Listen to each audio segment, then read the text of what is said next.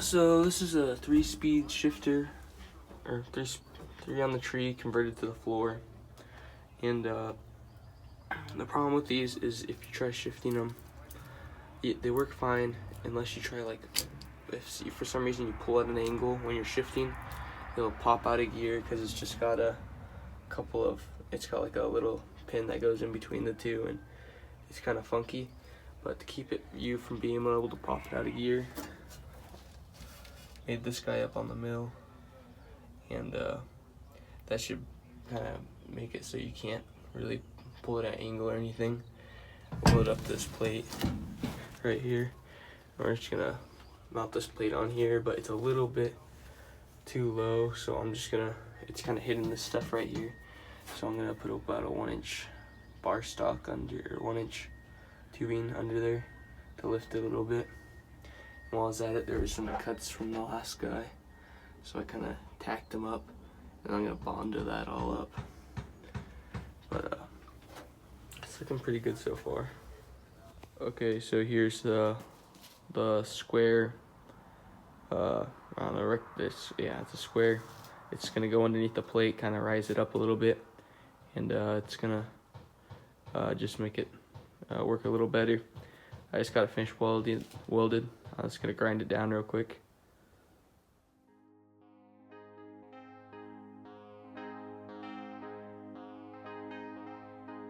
Was an early morning yesterday.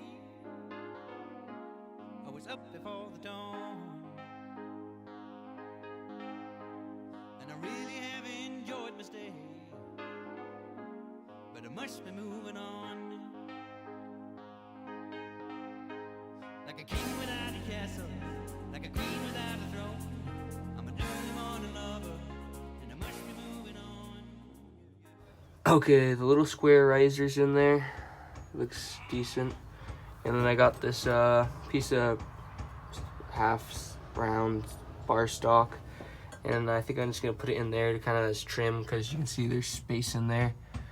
So this will kind of just take up the space and make it look a little nicer. So I'll get back to you after that.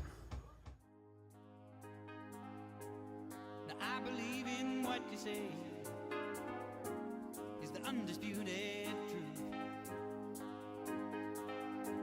but I have to have things my own way.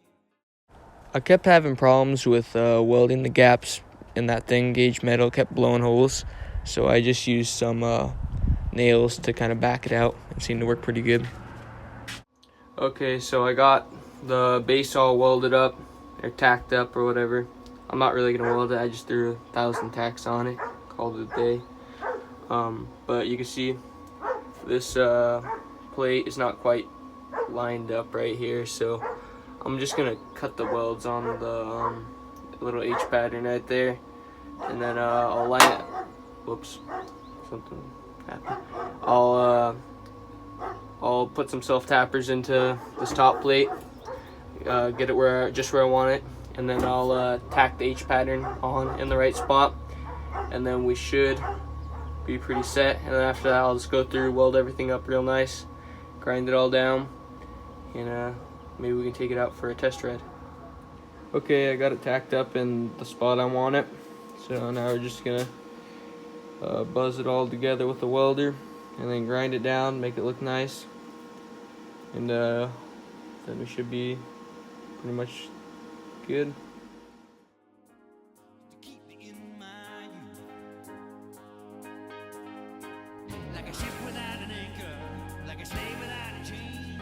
Just the thought of those sweet ladies as a shiver through my veins. Now we're going shining like brand new. I'll never look behind me, my troubles will be few. Okay, got it all ground down, welded and everything. It doesn't look half bad. It looks pretty good, so we'll see what's the next step.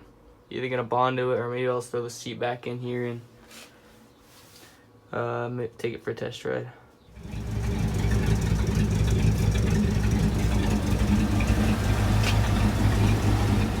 Okay, we took it for a test ride. There's a seat in it that I found around the house that we got laying around, and seems to be working pretty good. The only time it doesn't work so well is first and second. You just gotta really make sure you pull it straight down out of second, but it's a lot better than it used to be, and it came out looking pretty decent. So stay tuned, I guess. I don't know, see what else we're gonna do. I gotta fix some leaks. Doesn't seem like it's leaking too terribly bad. Oh, we got a puddle, little puddles. So front and rear main seals are right there. Okay, so get back to working on stuff. Get at the AutoZone though.